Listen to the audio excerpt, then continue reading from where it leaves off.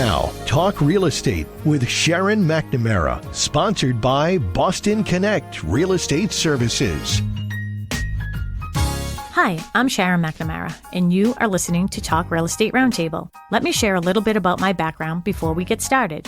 I am the broker-owner of Boston Connect Real Estate, a boutique real estate firm that is home to over 30 real estate sales and marketing consultants who service home buyers and home sellers throughout Boston, the South Shore, the South Coast, and Cape Cod.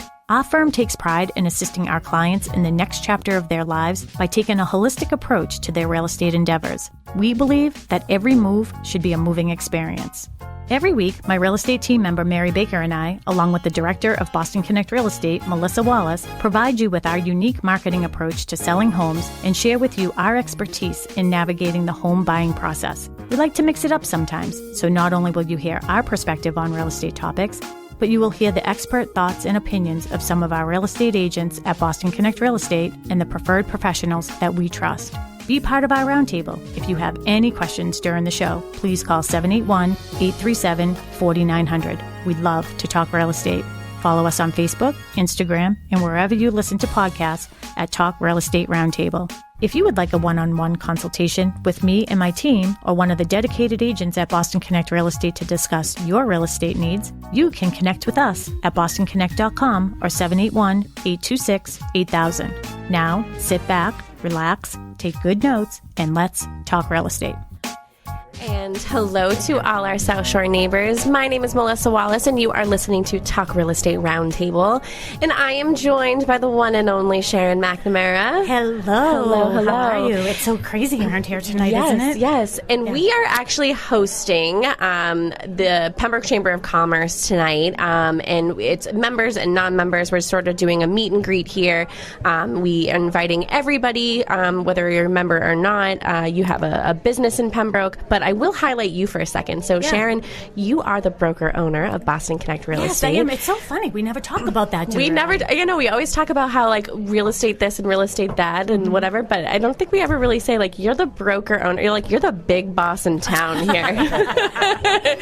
But yes, you are the broker-owner of Boston Connect Real Estate, not just the host of Talk Real Estate Roundtable. Yeah. And it was really nice, too, because recently we were celebrating women's owned businesses. So I recently updated our Google page, and that's one of the things I was so proud to put in there. And I will say that the company is run by women because it's me and you, kid. Yeah, it is us. It's just the two of us. Yes. Yeah. Yes. So I call Melissa on her door. It says Melissa Wallace, our everything, because she does help with everything. Yeah. And we're super excited tonight. So and we have Larry in studio. Hello, Larry. Larry, how I miss you so. Oh, Larry, we miss you so. Did the missing ring get found? No, okay. it has not been found yet. I keep saying that it hasn't been found yet because I know so many people who are praying to St. Anthony and just saying well wishes to me, and I my post sort of like went viral there. And when I did go back to look for it myself, everybody who worked at Fenway was like, "Oh, you're the one who lost the ring." Yeah. So it brought a little bit of comfort to me. So nice. Time will heal, but I'm hoping that it'll show up soon. So. But I just want to let everybody know that we are doing a meet and greet here, like I said earlier. So it's going to be a little loud here. Yeah. So we're just doing sort of an open house here. So if you want to stop by 19 Mattakesett Street in Pembroke, Boston Connect Real Estate, this is our hub, and we're sort of hosting Pembroke Chamber of Commerce. But we're going to have a couple people come on the show who might either own a business here in Pembroke or work in Pembroke, just to sort of highlight their sort of field of expertise. Exciting, isn't it? I'm excited about our first guest here, too, so I'm curious to see how he feels about how everything's going. So you really don't even need a name. Everybody knows who you are. So I have Peter Brown from Tiny & Sons. You are the chair of the Pembroke Chamber of Commerce, and thank you so much for being here. Well, and thank you for hosting us. Yeah, it's amazing. So we just need you to have nice and close to that microphone. This is our second event since we come back from COVID. Yeah. And I know you and I talked back in the fall about reinventing the chamber. Yeah. And you and Emmy have just been incredible. And I appreciate it so much. No, our pleasure. Emmy and I sometimes are like, are we being too forceful? So actually, you know what? Art Edgerton is here. He's videoing for us, and he's good at audio. Can you listen? Because it seems like maybe his mic doesn't seem right, and maybe, So anyways, so thank you so much for being here. Tell everybody, even though everybody knows who you are and what you do, we want to promote your business as well. You give so much to the community. I love that about you. You are just a spirit of giving, just like your dad was. Yeah. So tell us a little bit about you and your company. So we're second generation auto glass replacement and repair. We've been in business since 1978, but our biggest thing is the community, and that's how we were brought out. And you and I, we talk about the story my dad tells all the time when he first moved in 1963. They found out he was in the National Guard, so the police chief and the fire chief came and spoke with him. 2 weeks later, he's a call fireman on Station 3, and he was Smokey the Bear till 1972. Wow, that's awesome. So that's how we started. So, Yep. Yeah. And I love, like, my little proverb that I've heard in the past is when you give it out in slices, it comes back to you in loaves. Most definitely. And one of the things I'm loving about the energy of the, chamber right now, too, is I don't know, when I was trying to come up with some, things, and I'm big on taglines, and it's just about, just connecting our businesses and uniting our community, and I really think that that's what the world needs right now, and I love that we're doing that in Pembroke. Well, Dave Shea, when he was the past chair, that was his big thing, is that we can emulate all the other chambers around us. But one of the biggest things is the Chamber of Commerce should be the community, should represent the community, not just the business. Yeah. So and that's where we're at. I mean, we're promoting business, we're educating. We're helping people connect. We're advocacy for legislative advocacy and economic development. But the core thing is the people that work and live in Pembroke. Yep. And the people who do business in Pembroke, or the people outside of Pembroke who do business in Pembroke. And what about the people who are considering doing business in Pembroke? Because I also sit, as you know, I sit on a couple of different boards in town, actually. I'm on the Affordable Housing, and based on being on Affordable Housing Committee, we have a master plan committee also in place right now, so I'm sort of the representative from that. And that is what our focus is. And when we had our first meeting, it was, the name of the committee was the Master Plan Steering Committee, and I made a motion to change the name because I was like, steering to me sounds like there's 11 people on this committee that are just steering our town in one direction, and I think it should be more about collaborating with our community and let us as a community build our town together. Right. So we have lots of exciting things going on tonight. Great turnout. Oh my God, yeah. And it's the right people that are here, and if you're driving by, please stop in. Yeah. But one of the things we want to articulate is that the Pembroke Chamber is back. Yes. And we're in it for the long haul. We're in it to win it, for sure. Exactly. Actually, last week, Melissa and I were on the show, and I have been promoting our after hours for the past couple shows. And somebody from, he was the chair of the Marshfield Chamber. Yes. He heard me. John. He called in, and he said, hey, congratulations. This is great that you guys are doing that. So I thought that was nice, too, because we are our own community, but you know what? We're also South Shore, and we're also connected that way. Very connected. And Marshfield is a good partner for us. Yeah. Because we have a big corridor that we share. Yeah. And that's where a lot of the development that we want to talk about in the future is going to happen. Yep. And that's where we need those connections. Yeah. So. I literally just Googled a business that I thought was in Pembroke, but it's actually in Marshfield. So it's funny. That's exactly what I just thought of when you said that we have sort of an avenue together, because I literally thought a business was in Pembroke, but it's not. It's in Marshfield. So it's like right on the line we love you, there. Marshfield. We love you. Especially the beaches. That's what Well, Mary Baker is here, and she's a team member with us here at Boston Connect Real Estate, and she said, "Is this the South Shore Chamber, or is it Pembroke?" And I was like, it's Pembroke, but the whole South Shore is invited. Everybody's invited. Exactly. Yeah. And anybody can become a member. Can you let people know how to do that? So PembrokeChamber.org, go to the website. It's very easy to join. We have an intern right now working for us, Aiden Baker. He's been amazing, so we'll have him reach out to you and give you the do's and don'ts for the chamber. It's very easy to. It's $125. $25 goes to the scholarship fund, which we're deciding the scholarships this year for Pembroke High School. Yeah. We also work with the Pathfinders with Mary Ellen Gates to place interns. So it's a great thing. Yeah. So it's awesome. yeah.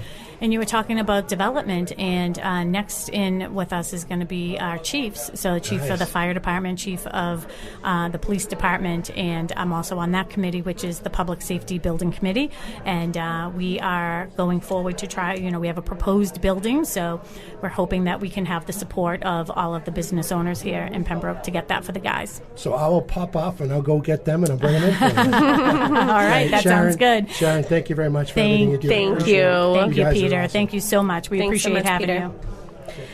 Yeah, so I feel like we're having well, I'm having a hot flash, but we're also having a great night. And Sharon is currently opening up a window, but she is nodding, agreeing with me. But we do, I think that, this event is so important, and it's so important, Sharon, to bring the chamber back. And I'm so sort of proud of you, Thank little you. Miss Thing. It wasn't really done just Yeah, for me, but though. I'm proud of you for it takes a group of people to make something doing it all really- together. So can you guys hear okay? We can. Okay, Oh, because yeah, there's, the buttons over there if they're too loud. So you just let us know at one point or another. So first of all, Mel, I think having Peter here, Peter doesn't give himself enough credit because he really does do so much for his community and for the chamber. So we're really fortunate to have someone like him here, and he definitely is standing behind our next topic. Probably because he knows that the Dorchester in me would come out of me and hurt him if he didn't, because this is something that's near and dear to my heart. And we have two men with us tonight that are going to talk a little bit about it. So we have why don't you guys do your introductions? We have the chiefs of our fire and police departments. So Jason, I'm sorry, I know I'm going to ruin your last name. So say it for me. Viveros. Viveros. Yeah. Viveros. I sort of like it. Viveros. Mine's not so sexy. McDonald. And then we got Rick McDonald here from Southie. So no, he is the chief of our police department and the chief of our fire department. And Chief, you've only been with us. Oh, that's hard to say when there's two of you in the room. You both sort of shook your head. You've only been with us a little bit. So how are things going so far in Pembroke? Everybody been nice? Yep, things have been going great. I came on in June, and get to jump right into this project that had already started before I came here, and some exciting stuff that's happening. Yeah, it's baptism by fire. Absolutely. No pun intended. Am I the first one to say that? I can't be. I seriously can't be. And then, of course, we have Chief Rick McDonald with us. Do you want to introduce yourself? How long have you been on as chief? As chief, I'll be 3 years in August. Okay. I did a year as interim, Okay. so it was a 1-year interview process. Oh, okay. It was just during COVID. But Yeah. I'll be almost 3 years. And how long have you been on the Pembroke department? 25 years. 25 Wow. years. Wow. Oh, that's great. That's amazing. Yeah. And you have triplets, don't you? Irish quadruplets. Irish Wow. I do love Rory. 2 sets of twins? Is that what No, it we have No, triplets, triplets and are then Rory enough. 11 months later. So for 1 month, they were all the same. Oh, wow. Jeez. Oh my gosh. Ricky, know. Riley, Rory, and Reagan. Full blood. Well, here's the thing. You posted a picture the other day, and I absolutely loved it. What I loved the most is that you took them out shopping. So, yeah. So Dad took them out shopping for Easter. So we have some big doings going on in Pembroke, and as you know, I'm just so passionate about this, and I don't get that passionate about many things in my life. Not cats. No, not cats. Cats are not my thing. But touring the fire department one time and looking at all those reports from when they did things in 2016, it was shocking. Mm-hmm.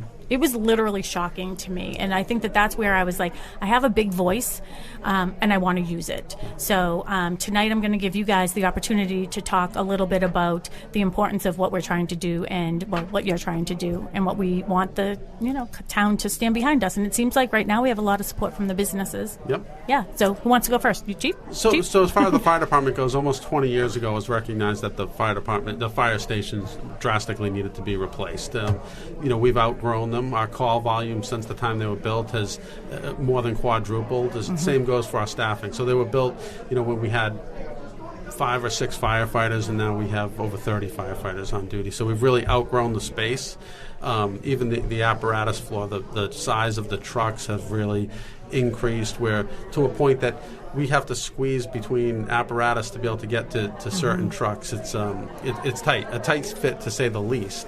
And the conditions, the station's in really rough shape. We have structural issues that have been identified. We have asbestos issues. We have mold issues. We have a lot of problems at the fire station. I think one of the things for me, again, is not knowing much about how is a fire station supposed to work and how it's supposed to all work out for you guys. One of the things that was so disturbing to me was after you go to a fire, not understanding all the contaminants that are on your equipment, and then and being in Mansfield actually was eye-opening for me too, to see the way it's supposed to be, right, and then to see how it is for you guys. You actually have to walk through where you eat, right, with that equipment on, and I'm just shocked that this is where you are, but hopefully for not too much longer. The rates of cancer in the fire service are extremely high, and a lot of that's contributed to having, being in a fire, you're exposed to a lot of carcinogens. So the recommendations are to take your gear off in a controlled environment, take a shower as soon as you possibly can. And like you said, in our station right now, that's just not possible. We don't have the room for it. It's not how the station's set up. So we actually do the opposite thing, and our facility to wash our gear is we have to cut through our living quarters to get to that point where we can wash our gear. Yeah. So we're carrying all those carcinogens through the stations. The firefighters aren't able to shower and do those types of things to prevent cancer. And too, you're bringing it into your staff, like your, you know what I mean, your civilian staff, right, that are in there as well. Yep. And so, I mean, that isn't healthy at all. It's hot as hell in here, by the way. It's because we have the curtain closed. Or we never do. I had a margarita. Or we had a margarita beforehand. Yeah, that could have something to do with it. Definitely weighs in, right? Yeah, I know. But the fire station, you got to realize, I don't think Jason knows about the history as much, coming from another town, but the police used to do the ambulance back in the day when that building was being built. So you probably mostly call firefighters who would just do back then, yeah. So I don't know what year you get into the medical part when it comes to paramedics and more professionalized and obviously more call-driven. So the dynamics of that footprint changed dramatically. Like the police station, when it was built, there was no such thing as computers. Yeah. And that's our biggest tool right now inside the station, along with the server and the conditions to keep that server. In your building, and again, I'm on the master plan committee too, and I didn't realize until I started rattling all this off that they are putting me on a lot of other things here, but I'm glad to be on that. It's because I'm part of the affordable housing. And I was going through the master plan one night at my first meeting, and I was like, whoa, wait, this was 20 years ago we were talking about this. How can this possibly be? The buildings were too small then. And now, 20 years, I mean, how many more people do you have there? I mean, your facility, Chief McDonald, is the pictures that we showed at the library when we did that event, for the public. When I was looking at those pictures, and the one that captures my mind the most is the one in the boiler room. Where the lockers are? Yeah, I mean, it just isn't even fair to the employees. And you brought up morale. You keep on bringing on morale. How is that really affecting? I mean, how does that affect everybody there? Well, the fact that we are fighting for this and they see that as leadership, they're hanging on to that, hoping that we still, as a department, and I'm saying the fire too, are still appealing to other towns for some reason, even with the new fire stations and police stations they have. And there's something to be said about what's going on internally. It's your leadership. Well, I don't want to say just leadership. It's a team effort for sure. Yeah. But it does start with that. Yeah. No, I mean, I think it's a great team. I think, we have Deputy Chief Wendy LaPierre is here tonight, too. She's out there roaming around and mingling with everybody. And let's talk about her situation. I mean, she's a female. She was one of the first female officers, right? Actually, number 2. Number 2. Right. Okay. So, I mean, there was no place for her. And I remember when we went to Mansfield, we toured Mansfield in their facilities, and Wendy and I went into the female locker rooms, and it was like they actually had like a little section for like if you were a nursing mom. You know what I mean? Like, all right, we're not even asking for that. We're just asking for a shower. Right? So does she have a shower now? But she's up in the attic, right? Yeah, and now we have 5 females counting. Oh. Yeah, so the bottom line is even your reserve officers should have a space. because they have equipment, they have stuff that they need to store. Yeah. So if you look at my potential as far as lack of space, it's based on like maybe 20-something people. I have 60. Wow. When it comes to reserve, and it's just obviously not What are gonna you happen. doing too? The other thing that was very surprising to me, and I don't know if you have the same problem, Jason, too, is, do I have to call you Chief? Chief? I just look at you and say Chief. Okay. Like with your documents, because I know for me, obviously, owning a real estate office, we have to make sure that our documents are secured and locked up and things like that. Like your documents, like where you have to keep everything, doesn't make sense to me. And you just had an accident, right? Well, we did. We had pipes burst, and our records are stored in the basement. Water goes down, goes right through the wall systems, and it damaged a lot of our records. And a lot of them are older records, but you still have to store them. Yeah. And when we went to Mansfield, prior to them opening up, part of their whole philosophy was paper-free and 23. Yeah. Because when we went to the records department, there was no records, actually. Yeah. Because everything was on the cloud. Yeah. Yeah, because they had those big lockers. Remember, they had to bring those. They brought those big filing cabinet things in, and they're empty. They're empty. Yeah. So let's talk a little bit about what's going on. So the select board just last week, I watched from home. They finally they agreed to put the article on the warrant. Yep. You want to talk a little bit about that? So I think ultimately you can pick it back on. Initially, they were hesitant. And I think that forum we had helped, show exactly how much really has gone on over the past 16 months. I think when the support that came out and showed that support, I think they realized that, all right, there's more to this. Yeah. And we don't want to be the naysayers on this when it comes to going to a town meeting. Yeah, absolutely. And many of them got to come see for themselves the conditions that, they had some questions. They came out. We showed them around the stations. And then we've put together a series of videos and other, other videos and things where people get to actually see what we're talking about. And at the same time, we've invited anyone from the public that wants to come to the fire station. They're more than welcome to call, and we're more than happy to give tours. Yeah. And I thought Bill Chenard did a great job at the library that night. Everything was well prepared and had all the information. I think it was good, too, that, there was quite a few of us sort of, scrolling the pages of social media just to see what the questions were. Like, that's all we ever wanted to do is answer the questions. And I think a big part of there was a little bit of negativity that fell in there, but I don't want to highlight that. It was more like, the dismay of maybe people didn't know that all this was going on, and so much time was taken on the Turner House and what was going to happen with the Turner House. And hey, it's a historical building, and I completely understand that, but I think that's why we were sort of held back a bit. We didn't know if we were ever going to be able to go forward, so what are we going to tell you, Sure. I think the thing is, was the fact that we were hoping that maybe on the select board side they were more engaged talking to us. Yeah. Maybe even asking us questions, knowing that we're in place for over a year. Public meeting. Yeah. Mm-hmm. So we assumed they knew more than they did. Yeah, we did, yeah. And then what we have coming up next is the town meeting. So at town meeting, do you want to talk about what's going to happen there? And Bill, I'm sure, will do his presentation again. So it's on the warrant, and it will be people have an opportunity to vote on it at town meeting, and then we'll have to come back to the ballot, and it will be voted at the ballot box also. And I believe it's May 9th, Tuesday, May 9th. Do you know? May 9th is town meeting. Okay, so May 9th is town meeting. And this is one of, obviously I sell real estate in our town. And one of the things I always say to people who are new to town is, it's such a great community. You can really get involved in government if you want to do that. And you don't have a voice until you come to these meetings. And, what I want is I want everybody to get their questions answered, because come to town meeting, we'll be doing all of that, or watch on TV if you can't get there.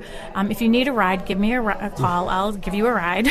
I'll just, we'll have we'll get a bus. We'll get a bus. That's what we're going to do. We're going to get a bus. If you can't get there, we're going to get you there, because your vote does count. And then more importantly is getting to the ballot, right? And that's 3 days later. We have to vote on this. Nobody wants to spend more money. My concern is if we don't get this passed, it's only going to be more money. I just met with my developers last week. We had a luncheon, and a 3-bedroom ranch that he was building 5 years ago is 80% more to build the same exact house right now. Right. So things only go up. And that's what he showed, how things only go up too, right? Just the same way Bill did. And I think that people actually see that when they asked about other stations that have been built and why they're cheaper. Well, it's all about the escalating cost, and that would continue to happen if this, has to be pushed down the road. We're gonna end up with the same building, but we're gonna pay a lot more money for it. And I think it's going to just make our town more appealing. I'm just going to I don't talk about this when we're in any of our meetings or anything like that, because I don't like to bring what I do as a living into that. But hey, we're on my show right now, so I'm going to say what I want. Rick's like, oh really? You're not going to hold back? But I'm going to say what a great place it will be to move to Pembroke. We have some great developments going on. We have the new community center that's coming on. We'd have a new fire station and police station, so we're calling it a public safety building. That's the other thing too, Chief. I want you to talk about how we're going to have two buildings. Yeah, so one row. One of the things that's been exciting for me is that we're going to be able to improve our response times to a big portion of the town. So, we'll have almost the entire town under a 7-minute response time. And the entire town will be under a 7-minute response time, but a big portion will be under 5 minutes, which is important. Very important. Yeah. That's what a couple people have been saying to me, because people have been reaching out to me and asking, well, what about the people who live in the center of town? Now you're not in the center of town, so the response time isn't going to be as fast. And I'm trying to explain to them it's actually going to be better for everybody. So for the most part. Right. So we'll have firefighters coming from both directions, depending on the call, and then but it puts the whole town in compliance with the recognized national standards. So it's important. That's really important. Right now we have a real high volume of our calls take place in the northern part of the town, and we just can't get there quickly. Are you from Rhode Island? I am from Fall River, Massachusetts. Oh, right near the Rhode Island line. Did you pick up on that? Day one. Day one. Are you from Rhode Island? Where are you from over there, anyway? You can tell I'm from Boston, so it's the same difference, right? No. I said something earlier, and Rick looked at me, and, I went parking. So, all right, guys. Well, I'm going to have another full show. We're going to do a full show with just talking about this topic, right before we go to town meeting. Are there any last thoughts that you have for our last couple minutes here that we want to get out to the public? Just to kind of piggyback on his statement about response times. Yeah. Right now they're coming from one side only. If you split the pie in half, it's only common sense that it's actually going to better the town response-wise, regardless. And do you get more calls in the North Pembroke area too? Especially during the day. It's very, very busy, and I would say the majority of our calls are in the northern part of the town. Yeah. And that must have a lot to do with like Route 3 and things like that. I mean, what about for the police station, I would guess? Well, because we're out there anyways, we have sectors, so we don't come from the building necessarily all the time. Yeah. So that really don't play into the response. Yeah. That was the other thing, too, I was very surprised about, was the Sally Port thing, So that will be nice to have a nice Sally Port and all that. And just, I think it's important for us to keep you guys safe, and girls also that are working with you guys. And you don't have any females. We do not have any females, no. So do you think it has something to do? I mean, how does that work anyways? If you have a position open, do people come and say, hey, let me tour your joint before I decide if I want to work there? So right now, it's actually a really competitive job. Years ago, we used to post a position and we'd have 100 applicants for one position. Today, we're lucky if we get 1 or 2 applicants. And that's in the whole region is dealing with that shortage of paramedics. So when departments go to hire a paramedic, these candidates, I would say, almost interview the town. They want to see what the facilities are like. They want to see what the contract's like. So, we have to focus a lot more on recruitment. And obviously, we're not really in a desire as far as our facilities are not desirable. Yeah. So if this real estate thing doesn't work out for me, can I do that? I want to be a detective. Honestly, you would be good at it. I think I'm a little bit too old to be like, I'd be like, hey, can someone else pick up that hose? There's not a lot of physical work in it. It's just observations. Yeah. And can I have that job? I just want that job. All right, guys. Well, again, thank you so much. We have Chief from the Fire Department and our Chief from the Police Department. I appreciate everything that you do for the town of Pembroke, and even doing these community things. You guys are the best of the best, and we're very fortunate in Pembroke to have you guys uniting our community, and I mean that wholeheartedly. Thank you so much. Thanks for doing this for us, too. Spending your time whether it's the public safety committee or what you're doing here. Oh, well, thank you. I appreciate that. You guys are the best. So don't forget, we're going to have to do a couple more shows because we have to get the word out there. Yeah, Thank you. Did awesome. Thank you so much. What did you think of my slideshow, anyways, out there? Pretty good, right? My little slideshow. It was great. People Yeah. got to take a look, and it prompted them to ask more questions about it, so I think it was great. Perfect. You're not on the air now, are you? What's that? Are you on the air now? I'm still on the air. All right. We're live.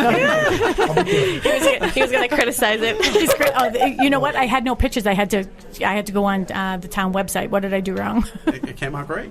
Okay, perfect. All right, great. So we're going to get some more business. Hey, guys, if you could find somebody out there to come on in and talk about their business. So we really are so lucky, Mel. I mean, honestly.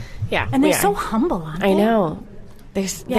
I've never met Chief Viveros before, Yeah. so you know- very kind. Yeah. So I just want you to listen to this one. When this mic is on, it doesn't feel. So test over here. Hello. Yeah, it seems like it's a little bit it's a little off. It's Yeah. a little far. So that should be Mary. Yeah, that's probably Mary's thing. So we have our next contestants. Yeah. Yes, next contestants on The Price is Right. Yeah, absolutely. So come on over, you guys. Take come on the headphone. in. Actually, we'll have you do after our guests here. So just come on over. You have to just talk straight into that microphone. To all of our WAT listeners, you are listening to Talk Real Estate Roundtable. I am Sharon McNamara. I am the broker owner of Boston Connect Real Estate, which is the sponsor for our show here tonight, Talk Real Estate Roundtable. I am with the one and only Melissa Wallace. Hello. All right, so I just talked a whole lot to the Chiefs. How about you take this one on for me? I actually need some water. I'm sorry, I wasn't paying attention.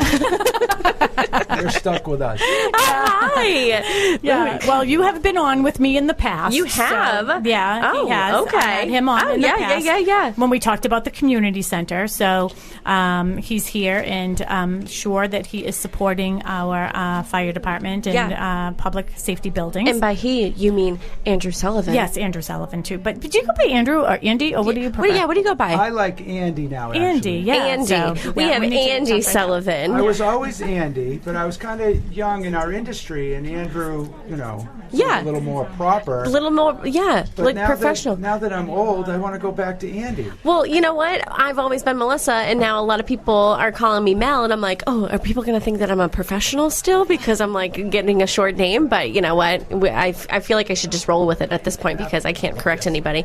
And then we Better have. than a lot of other names. Yeah. Well, you know what? A lot of people call me Martha because they think that I say, hi, this is Martha. And they're like, oh, yeah, Martha's a nice name for you.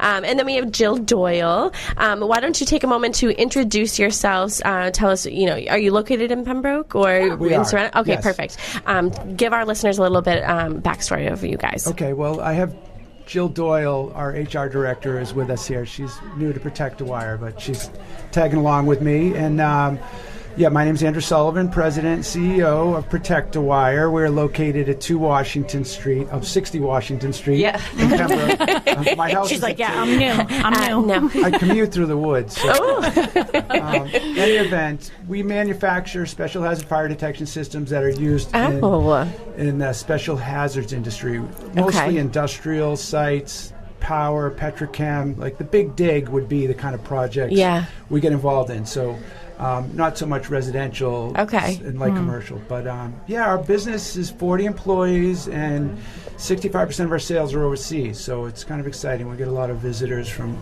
international, and it's an 85-year-old family business here in Pembroke. Mm-hmm. Wow.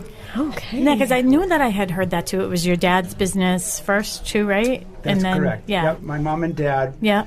had been involved in the business since the 50s. Yeah. Wow. Awesome. So I know that you've been also very involved in our town. We'll get into that one moment, but we're going to let you introduce yourself too. And you just joined their team. I did. She already wants a starfish, so she's going to get in touch with Andy, the fish guy. I meant to talk to you about that. That's next on the list. Yeah. Saltwater fish tank. Yeah. Everyone's got to have one. Yep. So tell us a little bit about you. And are you from this area? Sure. Yeah. So I live in Carver now, but I grew up in Pembroke. Oh, nice. And I started at Protect-A-Wire in December. And Andrew and I had a mutual connection, and they had let me know that their HR manager was retiring in December. And I think I knew about it almost a year in advance. And the way that they had told me about the company and kind of sold it to me, I was like, I want to work there. Like, just hire that's me. awesome. So I had to wait quite a while before interviewing, so I got to hear a lot of backstory, and it's turned out to be everything they promised me it was. So it's been a great experience. That's awesome.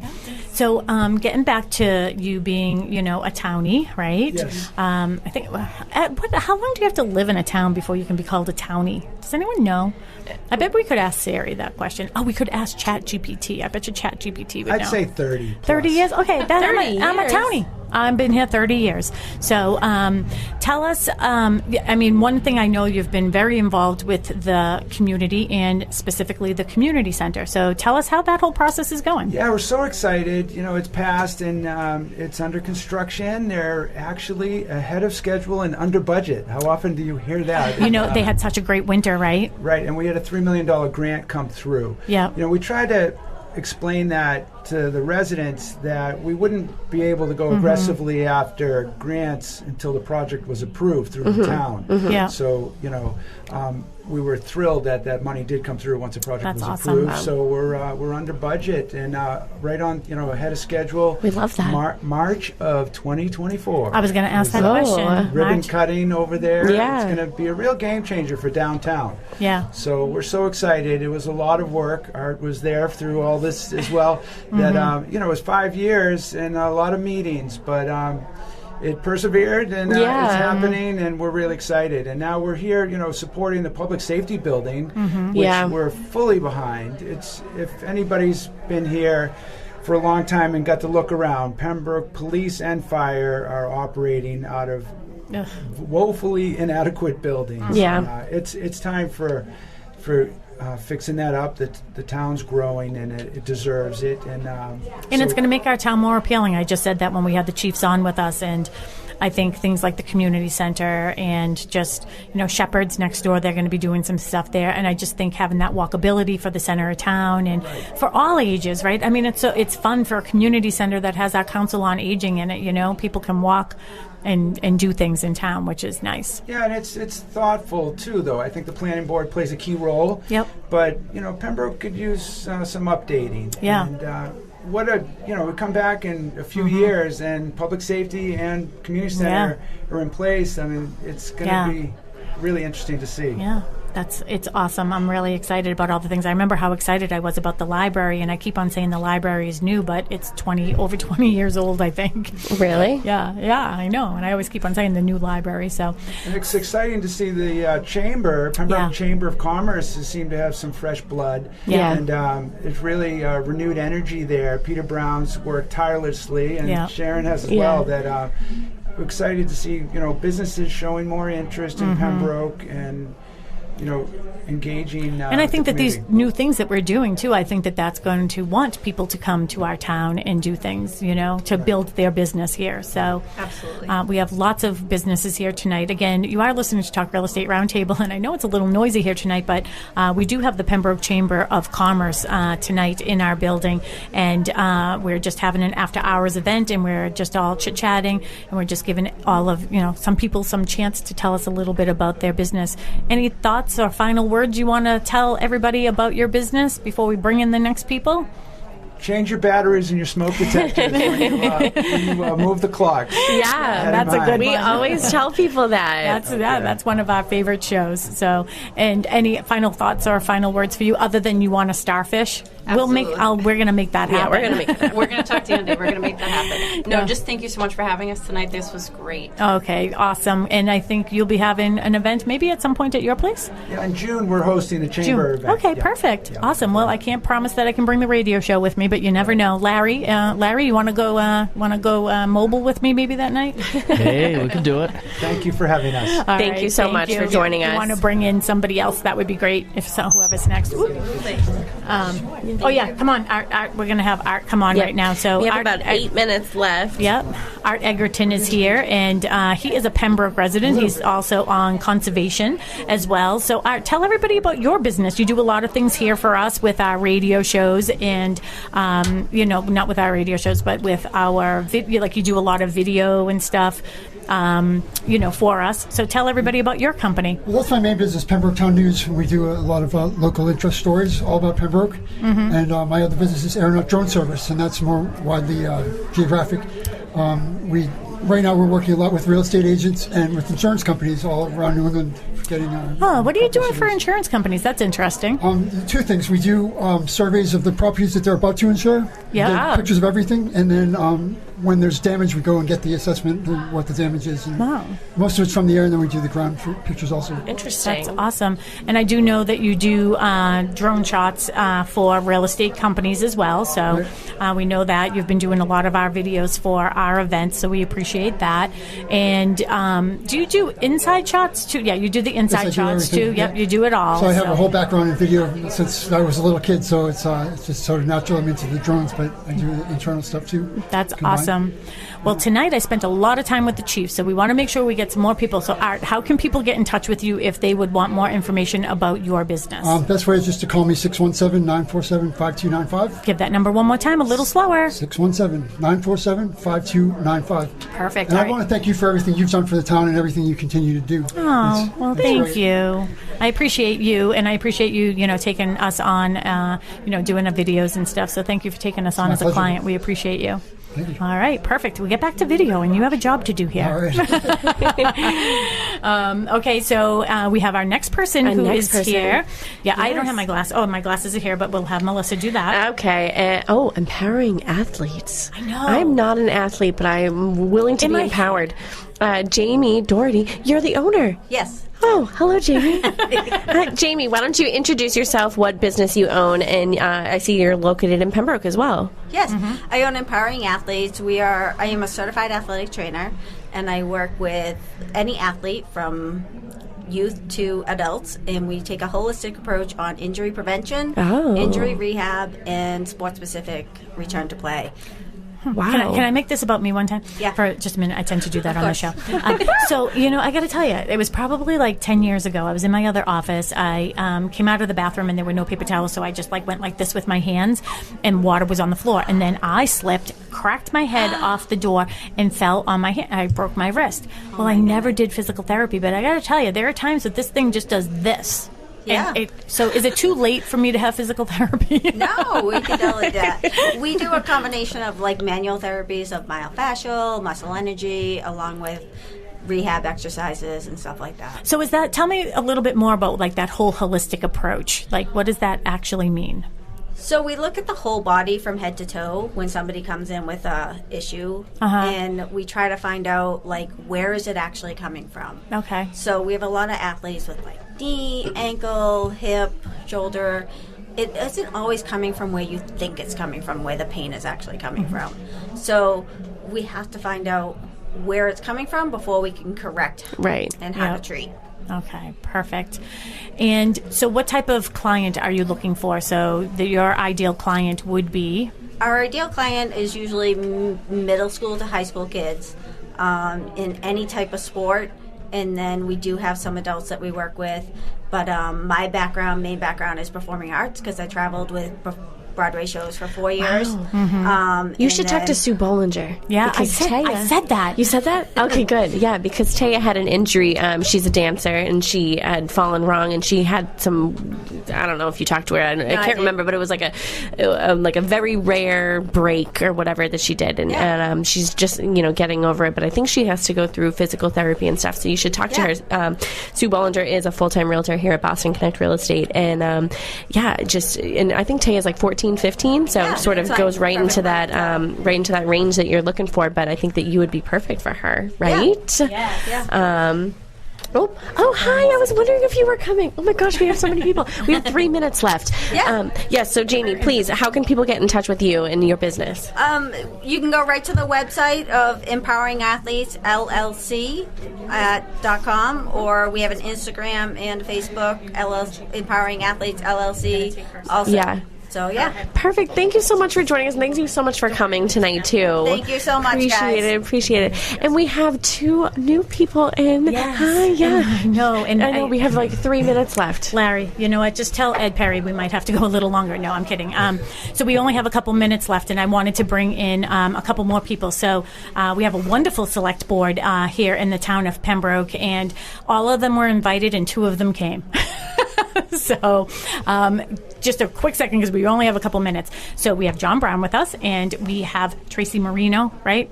I always say, because I always think that I'm saying your name wrong, even though I've known you forever, right? No, you're right. I have known you I literally forever. said, is Tracy Marino coming tonight? And she goes, yeah, I think so. Well, when and we met, my last name wasn't Marino. I know it wasn't. That's why. That's why. I have a hard time with that. So I need you to speak a little in the microphone, because that's a little short. Oh, yeah, a little short. Tell us, we had the Chiefs in. They did a great job. You want to give a little plug for what we're doing for, for the fire, for public safety buildings?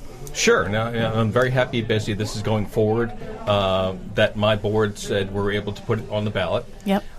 Besides that, we want to make sure that our next meeting, which is happening on Thursday at 6 p.m. at Town Hall, we're going through certain things that we have to bring out more information to the public. Yeah, perfect. And you guys did such a wonderful job when we were at the library. I have to give you guys did such a great job. But Bill Chenard did a great job too. So I think that helped people get more information that they were looking for. So I feel like it's and good. Also, our next forum is going to be at Tiny & Sons on May 2nd at 6 p.m. Wow. So I cannot wait for that to happen. And so many other people are very happy to be there at that time. So I can't that's wait. what we have to do, is just keep on getting the word out, because then they have to go to the ballot, and that's, we need their votes there. Yeah. Tracy, you have been a select board member for how long? And I know you're up for election again, right, this year? Yes, finishing up 3 years this coming May.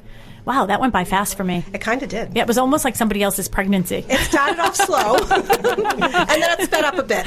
Yeah. So what are some of the things, I know you're on several little boards and committees, and we're going to get that dog park. God, yeah, we are. Damn it. We need to circle back to that for sure. Yeah, we do. Maybe as part of the master plan committee. Yeah, as part of the master plan committee, we can do that. So I sit on that with you as well. So what are some of the bigger highlights right now that you're, well, we're running out of time, something big and major that you're really excited about? I would say the master plan committee. Yeah. We've been waiting for this for a long time. And you toured the town today. We did, 3.5 hours. We went and visited a bunch of different locations and buildings. We couldn't even finish the list. We're going to come back. All right, perfect. Yep. It was